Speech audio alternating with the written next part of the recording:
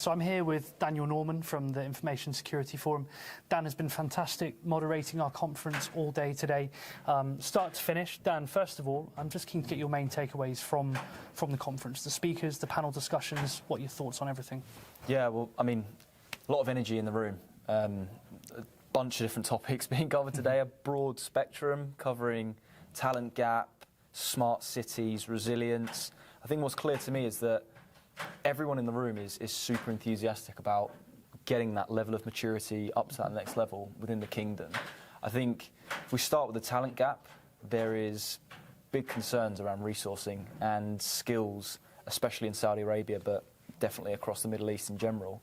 But again, that's not necessarily a regional problem. That's something that all global organisations that we work with are seeing. So it's about how do you attract talent, how do you have clear pathways, and how do you incentivise people to come and work for you, you know? The smart cities thing is one of those topics that I've never seen anything like this in my life so far. It's such a unique challenge where Saudi Arabia are looking to diversify away from oil and pumping trillions of dollars into a variety of gigaprojects that are going to add tremendous value to a variety of industries. And protecting smart cities touches upon physical, digital, cyber, people. It's just one of those multifaceted challenges that I think we'll be unpacking for the next 4 or 5 years, or all the way up to 2030. So looking forward massively to coming back next year and seeing how well these organisations have improved. But I think that was one of the things I took away, was the lack of sort of frameworks and regulation and guidance, really, and it's definitely something I'd like to explore further in the region. So you know, talking about the frameworks, I know that's something that the Information Security Forum do a lot of. How can you help bring that cyber and security maturity to not just Saudi Arabia but the whole Middle East region?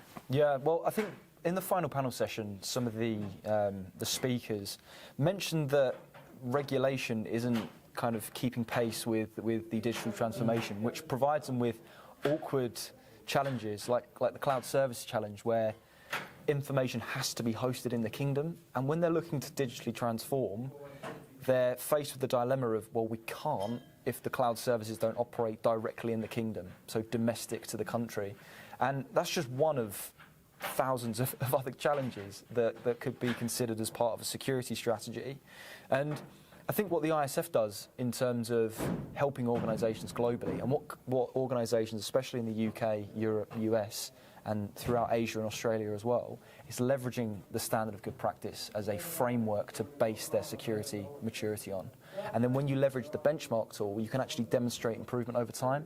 So you can hang your hat on a framework that is genuinely world-class and international. And I definitely think that Middle Eastern companies would benefit from having that sort of beacon to look for.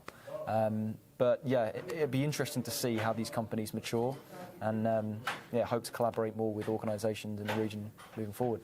Definitely, and I think, you know, we'll be back here next year unpacking how these organisations have developed and grown, and they're 1 year closer to this vision for 2030. It truly is an extraordinary ambition, and it feels like, you know, all of the energy in this room is going to be put into trying to achieve that together with vendors, end users, you know, government subsidiaries as well. So yeah, we look forward to having you back on board, Dan. It's always a pleasure to collaborate with the Information Security Forum, and thanks again for moderating all day and treating these guests to a real show.